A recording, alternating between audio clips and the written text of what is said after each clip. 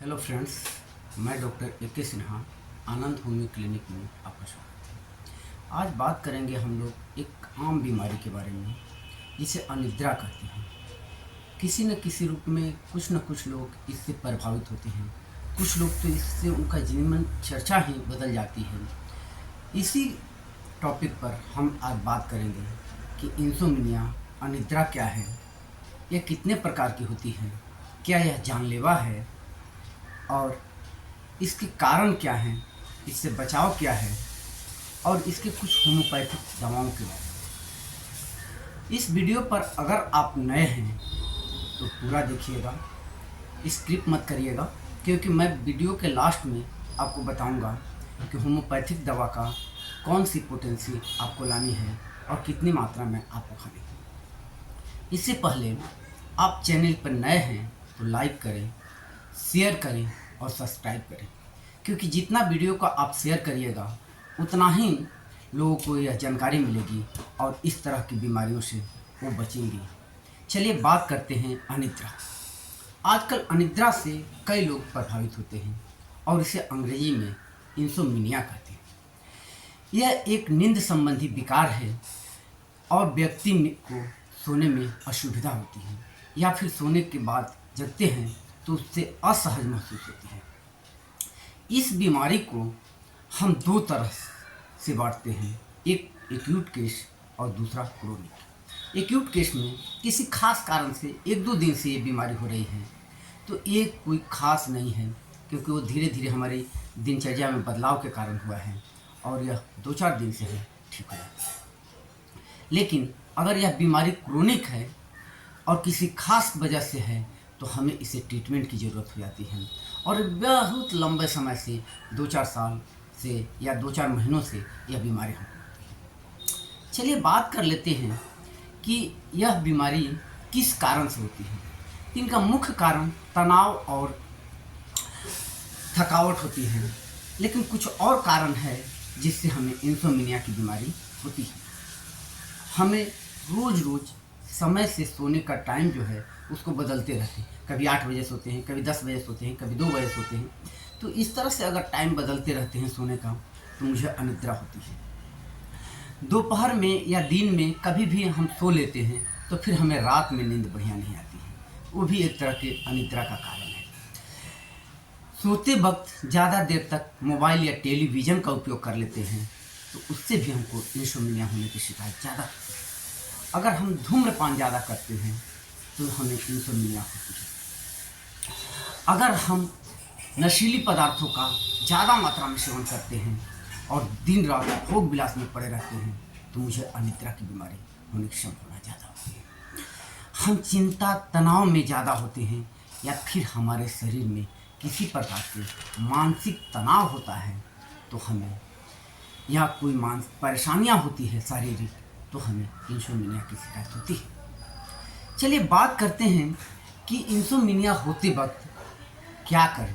तो अब वक्त है कि इंसोम्निया के लक्षण के बारे में जानने की कि इंसोम्निया क्या है, उसके लक्षण कैसे हैं, हम कैसे पहचानेंगे कि यह इंसोम्निया ही है हमको और हमें यह बीमारी अनिद्रा की बीमारी है। तो सबसे पहली बात है कि हम रात में सोने से में हमें बहुत परेशानी होती है, 2-2 मिनट पर हम जग जाते हैं या किसी घोर में पड़े रहते हैं, परेशानी में पड़े रहते हैं जिससे हमको नींद नहीं आती है और हमारी आँख खुली रह जाती है तो हम समझते हैं कि हमें इंसोम्निया है।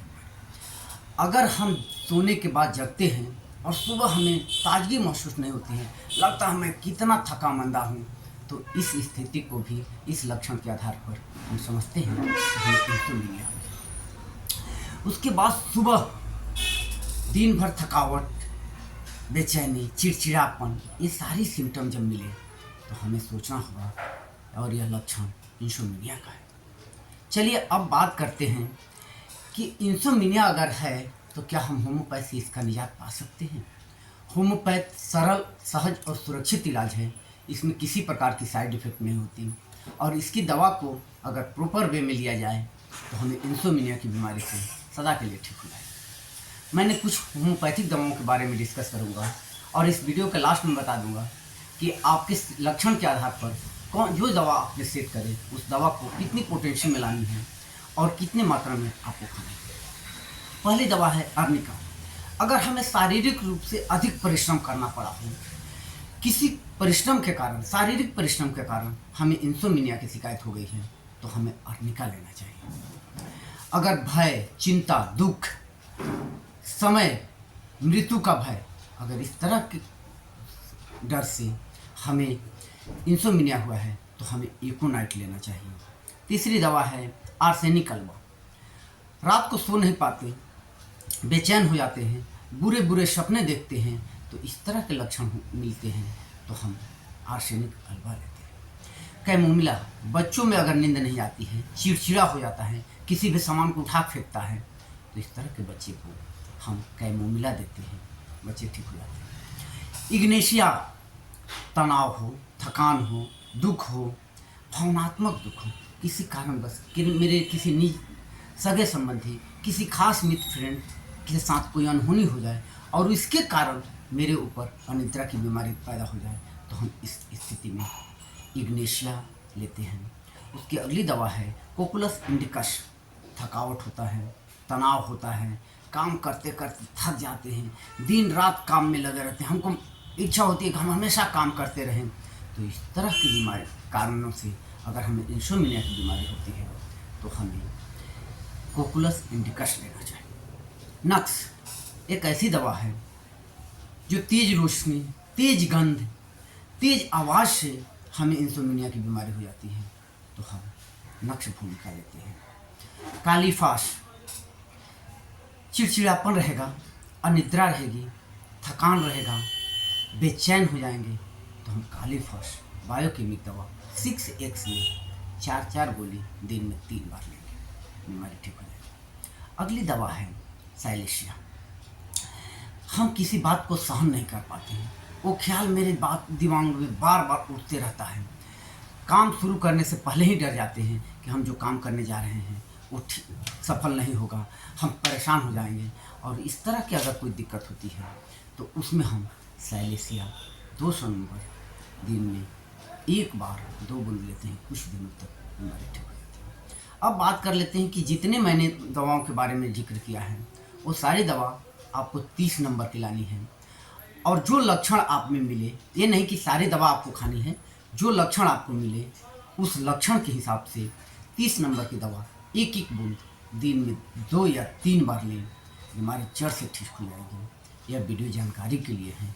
अगर इलाज करवाना चाहते हैं तो मेरे दिए गए व्हाट्सएप नंबर पर आप संपर्क करें।